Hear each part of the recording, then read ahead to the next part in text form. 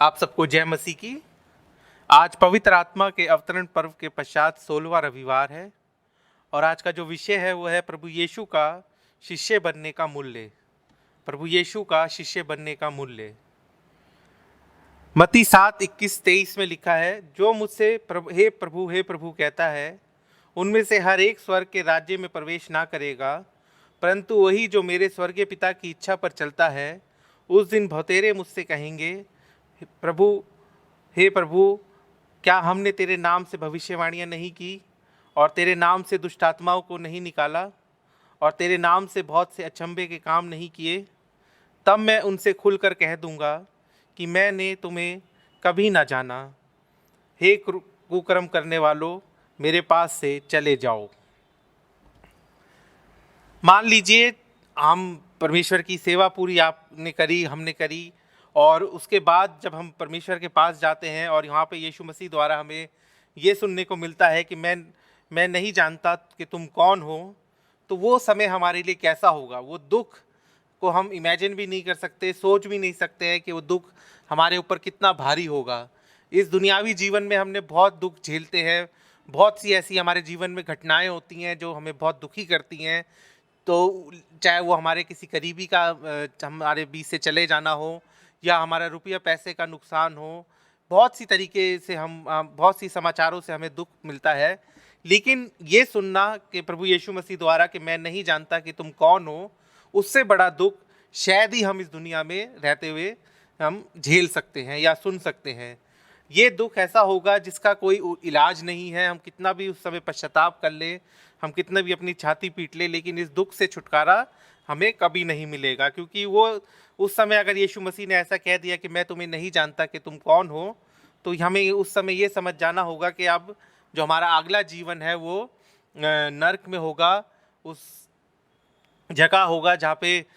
शैतान का राज्य है, जहाँ पे पापी लोगों को डाला जाता है, और हमने जो जीवन जिया है वो इसी लायक है। तो जब हम और उस समय हम बहुत पछताएंगे, हम सोचेंगे कि जब हमारे दुनियावी जीवन में हमें इतने साल हमारे पास मौका था, हम हर संडे चर्च जाते थे, बाइबल पढ़ते थे, सुनते थे, परमेश्वर के गीत गाते थे, और उसको अंगीकार करने का, उसको हमारे जीवन का में प्रभु बनाने का पूरे जीवन भर हमारे पास मौका रहा, और लेकिन हमने उसको ना कर दिया। हमारे दिल जो हमने पत्थर के बना लिए थे, उनको मांस में बदलने के लिए प्रभु यीशु मसीह एकदम तैयार था, लेकिन हमने उसको ये मौका नहीं दिया। और ये जो हिस्सा मैंने अभी पढ़ा, ये हमें एक वार्निंग भी हमारे लिए है, जो अभी हम लोग जिंदा हैं, कि हम अपने जीवन में ना केवल अगर हम परमेश्वर को रिजेक्ट करते हैं, और कई बार हम उसको उसके पीछे चलने का या उसके फॉलोअर होने का, उसके शिष्य होने का, या एक धार्मिक जन होने का हम प्रिटेंड भी करते हैं, हम दिखावा भी करते हैं। और यही कारण है कि हम लोग कई बार उस अपनी झूठी सिक्योरिटी में चले जाते हैं कि हम चर्च जा रहे हैं, हम बाइबल पढ़ रहे हैं, और हम हर संडे चर्च जाते हैं, तो हम लोग अपने आप को बचा सकते हैं। लेकिन ऐसा नहीं है, क्योंकि यीशु मसीह कहता है, क्योंकि अगर हम ये कहें कि अगर हमारे मन में ये विचार आए कि हम तो यीशु मसीह को के ऊपर विश्वास करते हैं कि वो परमेश्वर का पुत्र है, तो हम अगर याकूब और उसका 2:19 में देखें तो वहाँ पे भी लिखा है, याकूब कहता है कि वो तो दुष्ट आत्माएं भी विश्वास करती हैं और थरथराती हैं उसके नाम से। तो अगर हम ऐसा करते हैं तो कोई बड़ी बात नहीं है, लेकिन वो ये चाहता है कि हम अपने जीवन को बचाएं, हम उसको अपना प्रभु मानकर उसका अंगीकार करें, हम उसको अपने जीवन में अहमियत दें। तो ये चीज़ आज हम देखेंगे, और जो अभी हमारे सामने सुसमाचार से पढ़ा गया उसमें भी हमें यही चीज़ बताई जाती है। अगर हम उद्धार के बारे में बात करें तो वो मुफ्त है, ये प्रभु यीशु मसीह द्वारा उद्धार हमारे लिए मुफ्त प्रदान किया गया है। लेकिन जब हम उस उद्धार को अपने जीवन में लेते हैं तो उसको हमें उसके लिए हमें एक कीमत चुकानी होती है, और वो कीमत होती है वो हमारा खुद का जीवन। क्योंकि जब हम यीशु मसीह के उस उद्धार को प्राप्त करते हैं तो इसका मतलब ये है कि हमने अपना पूरा जीवन उसको दे दिया। वो हमारे जीवन में सबसे ज़्यादा अहमियत रखना चाहता है और या रखता है। और जब हम उसको अपना जीवन देते हैं, उसको अपना उद्धारकर्ता मानते हैं और उस उद्धार को अपने जीवन में लाते हैं, तो वो हमारे लिए कह सकते हैं एक मुफ्त होते हुए भी हमारे लिए सबसे महंगी चीज़ होती है, क्योंकि हमें उसके लिए अपना पूरा जीवन प्रभु यीशु को देना होता है, उसको ही सबसे ज़्यादा अहमियत देनी है। फिर हमारे लिए इस दुनियावी जीवन में कुछ भी चीज़ अहमियत नहीं रखनी चाहिए। जो कुछ है प्रभु यीशु है, और उसी के कामों में हम अपने जीवन में आगे बढ़ते हैं। अगर हम एक इलिस्ट्रेशन के रूप में देखें तो हम ये देखते हैं कि मान लीजिए कि अगर मैं कहूँ कि मुझे माउंट एवरेस्ट पे चढ़ना है, और मैं माउंट एवरेस्ट पे चढ़ना चाहता हूँ, और मैं उसके लिए उसके लिए अगर मैं देखूँ तो मुझे उस करीब मान लीजिए मुझे 2 लाख रुपए का खर्चा आता है अगर मैं माउंट एवरेस्ट पे चढ़ना चाहूँ। उसमें उसकी सारी ट्रेनिंग कि पहाड़ पर कैसे चढ़ा जाता है, उसमें से जो इक्विपमेंट चाहिए होते हैं, जो कपड़े जैसे चाहिए होते हैं, वो सब चीज़ मिला मिलू के मेरे लिए वो खर्चा करीब 2 लाख के करीब हो जाएगा। तो अगर मैं वो 2 लाख रुपए नहीं खर्च कर सकता, तो और मैं नहीं कर पा रहा हूँ, और मान लीजिए कोई व्यक्ति आए बहुत अमीर है, वो आके कहे मैं तुम्हें स्पॉन्सर कर देता हूँ, तो वो 2 लाख का पूरा जितना खर्चा है वो कह रहा है मैं उठा लूँगा और मेरे को सब कुछ प्रोवाइड करवा दे, तो वो मेरे लिए फ्री होगा। लेकिन अगर मैं उस ऑफ़र को एक्सेप्ट कर लेता हूँ, तो मैं उसमें अपने ना केवल अपना समय, जो कई महीनों की ट्रेनिंग होती है, उसको मुझे कमिट करना होगा, और साथ ही साथ मुझे उसमें एफर्ट करने होंगे, और साथ ही साथ मुझे उसमें अपने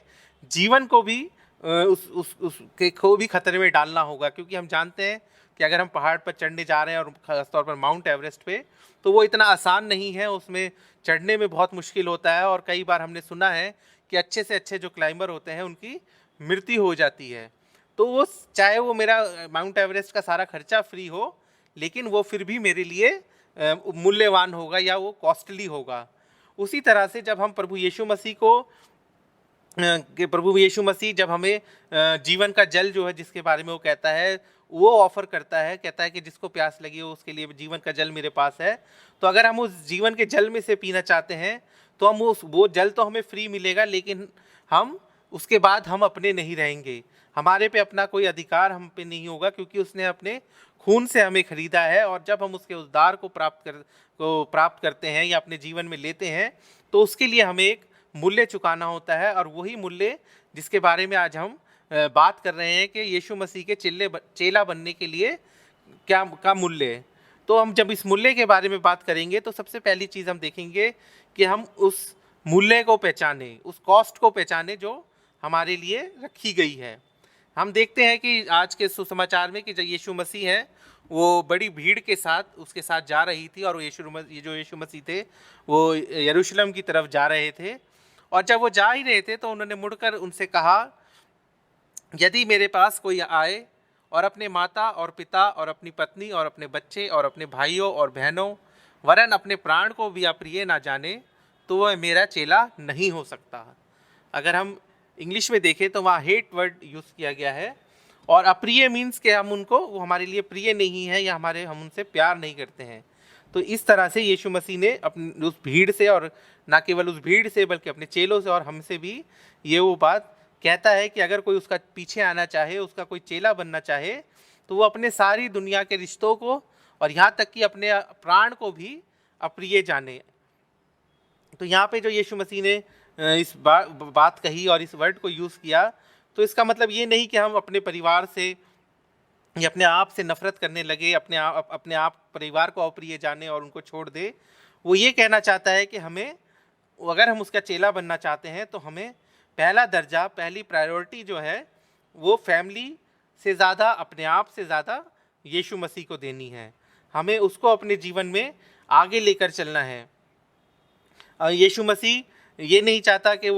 हम ये सोचे कि पहले मैं अपने परिवार के बारे में सोचूं, या पहले मैं अपने बारे में सोचूं, फिर मैं परमेश्वर के बारे में सोचूंगा या यीशु मसीह के बारे में सोचूंगा। तो वो दूसरा दर्जा हमारे जीवन में नहीं चाहता है। वो चाहता है कि अगर हमने उसको अपना उद्धारकर्ता माना है, अपना प्रभु माना है, तो पहला स्थान हमारे जीवन में उसी के लिए होना चाहिए। फिर चाहे वो हमारा परिवार हो, चाहे हम खुद हों, या हमारा जो दुनियावी चीज़ें हैं वो हों, उन सब से पहले हमें परमेश्वर को परमेश्वर को आगे रखकर अपने जीवन में चलना है। यीशु मसीह कहता है कि हमारे परिवार से ज़्यादा या हमारे आप से ज़्यादा कोई भी चीज़ जो मायने रखती है, वो खुद यीशु मसीह हैं, और हमें अपने परिवार से ज़्यादा उसका ध्यान देना है।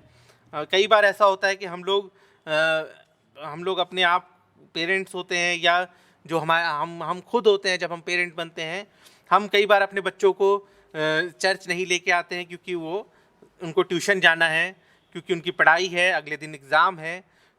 तो हमारे बचपन में हमारे पेरेंट्स ने भी ऐसे ही किया और आज हम भी शायद ऐसे ही करते हैं। तो हम एक तरह से हम बच्चों में ही अपने एक नींव डालते हैं कि हमारे लिए दुनियावी चीज़ें ज़्यादा ज़रूरी हैं। हम दूसरी चीज़ों को ज़्यादा अहमियत उनको देना बचपन से ही सिखा देते हैं कि पढ़ाई ज़्यादा इम्पॉर्टेंट है चर्च जाने से ज़्यादा, पढ़ाई ज़्यादा इम्पॉर्टेंट है संडे स्कूल से जाने से ज़्यादा, या पढ़ाई ज़्यादा इम्पॉर्टेंट है कन्फर्मेशन क्लास से अटेंड करने से ज़्यादा। तो ये चीज़ें हम बचपन में हमारे पेरेंट्स ने या हमने खुद जब पेरेंट हैं तो हम ये चीज़ें अपने बच्चों में हम डाल देते हैं। लेकिन प्रभु ये चाहता है कि हम ना केवल अपने उसको आगे रखें बल्कि अपने परिवार को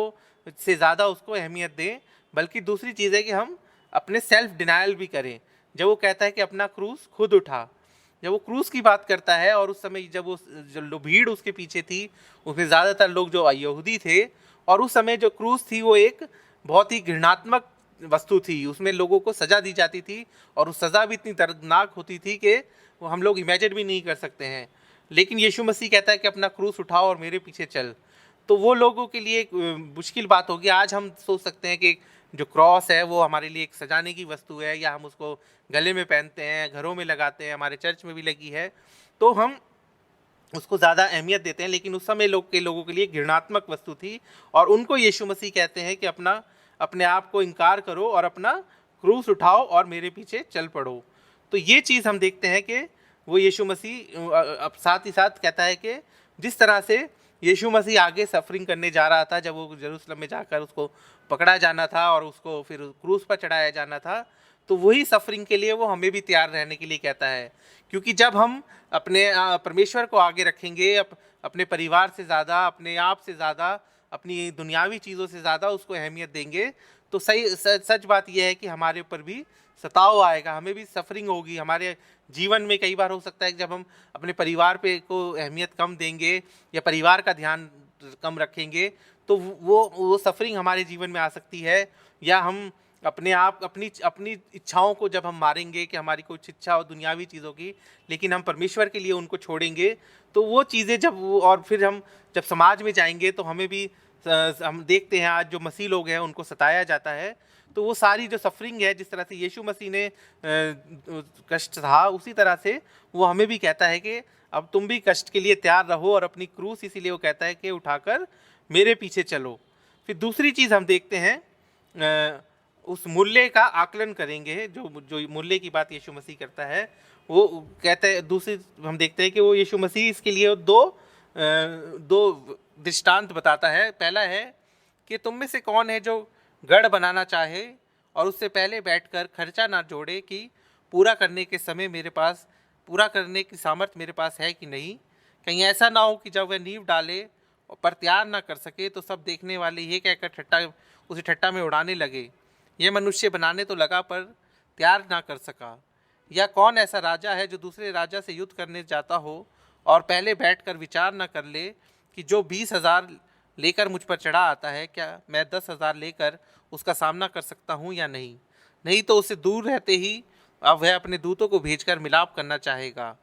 इस रीति से तुम में से जो कोई अपना सब कुछ त्याग न दे वह मेरे चेला नहीं हो सकता। तो दूसरे दो दृष्टांत वो कहता है कि सबसे पहले कि अगर कोई किला बनाना चाहे या गढ़ बनाना चाहे और वो ये बैठकर पहले विचार ना कर ले कि वो पूरा करने के लिए मेरे पास पैसा है कि नहीं। अगर हम भी अपना घर बनाने जाते हैं तो हम भी पहले अपना बजट तैयार करते हैं कि हमें क्या क्या चीज़ें ज़रूरत है, हम घर कैसा बनाना चाहते हैं। फिर हम देखते हैं कि हमारे पास उतना रुपया पैसा है कि नहीं कि हम उसको जो जैसा हम चाहते हैं उसको हम बना सकें और उसको पूरा कर सकें। तो उसी तरह से दूसरी यीशु मसीह चाहता है कि जब हम ये सोचते हैं, जब हम अपने मन को मनाते हैं कि मैं यीशु मसीह को के पीछे चलूँगा, वो मेरा प्रभु है और मैं अपना जीवन उसके लिए दे दूँगा, तो हमें सबसे पहले ये बैठकर यही उसका आकलन करना चाहिए कि अगर मैंने ये कमिटमेंट कर ली है तो मैं उसको पूरा कर सकता हूँ कि नहीं। ये नहीं कि मैं आधे रास्ते में कि मेरे परिवार को मेरी ज़रूरत है या मेरे को अपने लिए कुछ करना है या मेरी जो नौकरी है उसमें मेरे को उस नौकरी को मैंने करना है और उस नौकरी को जिस तरह से मेरा मालिक चाहता है उसी तरह से करे। कि वो वहाँ हो सकता है बेईमानी करने के लिए भी बोली जा रही है, तो वो चीज़ें हम लौट नहीं सकते हैं। और उसी तरह से यीशु मसीह इसीलिए कहता है कि अगर तुम मेरा चेला बनना चाहते हो तो पहले ये आँक लो कि तुम इस दृष्टांत के द्वारा वो बोलता है कि तुम आँक लो कि तुम अगर तुमने एक बार कमिटमेंट कर दी, एक बार मेरे को थाम लिया और एक बार मेरे पीछे चलना शुरू कर दिया, तो तुम वापस मुड़कर वापस नहीं जाओगे, आगे ही बढ़ते जाओगे। और दूसरे दृष्टांत में वो कहता है कि जब एक राजा एक दूसरे राजा से लड़ाई के लिए जा रहा है और वो देखता है कि उसकी सेना ज़्यादा है और मेरी सेना कम है, तो वो उसको चाहिए कि वो पहले ही उसके साथ संधि कर ले, कहीं ऐसा ना हो कि उसको हार का सामना करना पड़े। तो इसीलिए यीशु मसीह कहता है कि हम भी अगर हम यीशु मसीह को छोड़कर और हम शैतान की तरफ चले जाते हैं और उस यीशु मसीह को नहीं थामते हैं, तो उस युद्ध को करने के लिए जो शैतान क्रूस पर यीशु मसीह के द्वारा पहले ही हार चुका है, तो हम उस युद्ध को कैसे जीत पाएंगे जब हमारा जो सरदार जिसको हम मानते हैं वो ही हार चुका है। तो वहाँ पे भी हमारी हार है। तो हमें उससे पहले कि अगर हमारी हार हो तो हमें पहले ही यीशु मसीह के साथ संधि कर लेनी चाहिए और उसको अपना प्रभु मानकर उसके लिए अपने जीवन में उसको लेकर आगे चलना चाहिए। तो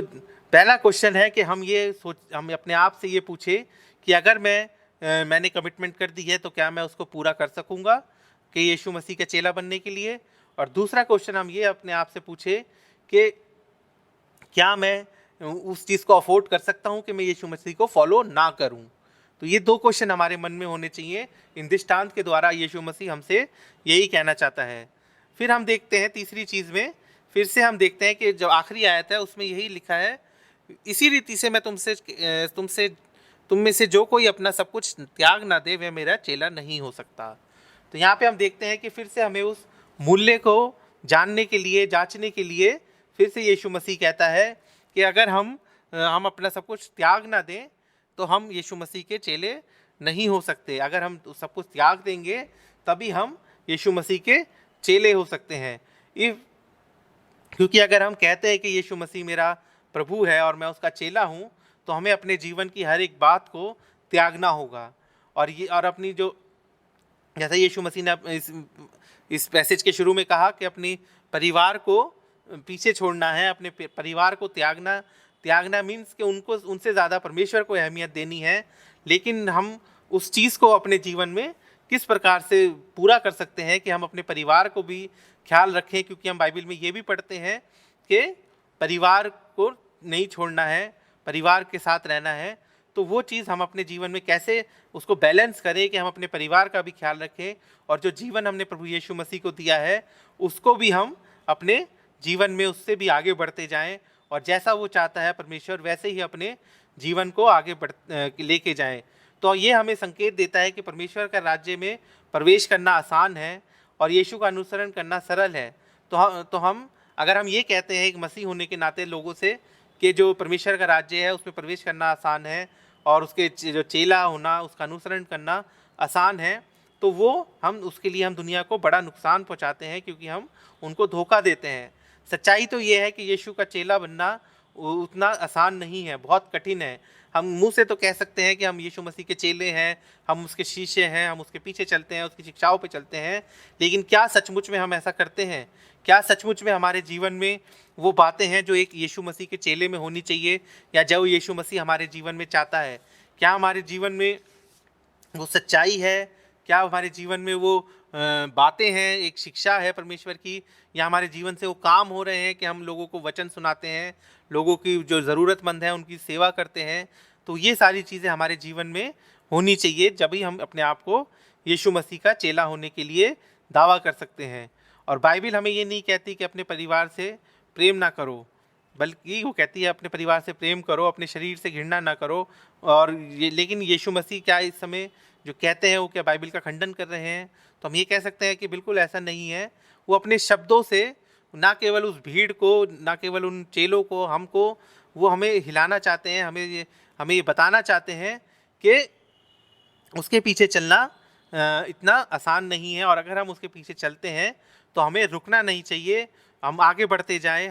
हमें किसी चीज़ का लालच नहीं होना चाहिए। हम किसी लालच के द्वारा मोटिवेट होकर ये ना सोचें कि हम यीशु मसीह के पीछे चलें। हमें उस पूरी निष्ठा के साथ और उसके पीछे उसके चेले के रूप में हम जब हम चलेंगे तो ना केवल हम अपने जीवन को अप्रिय जानेंगे, बल्कि अपने परिवार से भी ज़्यादा उसको अहमियत देंगे। तो हम सब मिलकर परमेश्वर से प्रार्थना करें कि वो हमें सामर्थ्य दे कि जो बातें यीशु मसीह हमें सिखाता है हम उन पर चल सकें, हम अपने जीवन को उसको समर्पित कर सकें, हमारे जीवन में जो कमियां हैं हम उनको दूर कर सकें और अपना जीवन परमेश्वर को के लिए कामों के लिए इस्तेमाल कर सकें। आइए हम प्रार्थना करें।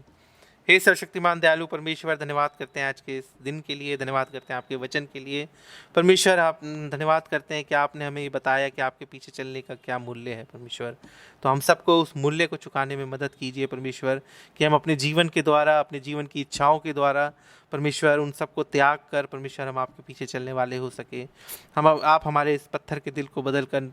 मांस का दिल में बदलिए परमेश्वर, ताकि हम नम्रता और दीनता के साथ परमेश्वर अपने जीवन में आगे बढ़ें और जो लोगों को हमारे लिए ज़रूरत है परमेश्वर हम उनकी ज़रूरतों को पूरा कर सकें। एक बार फिर से धन्यवाद करता हूँ आज के दिन के लिए, हम सबके लिए धन्यवाद करता हूँ और ये प्रार्थना आपके प्यारे बेटे खुदा यीशु मसीह के नाम से मांगते हैं, आमीन।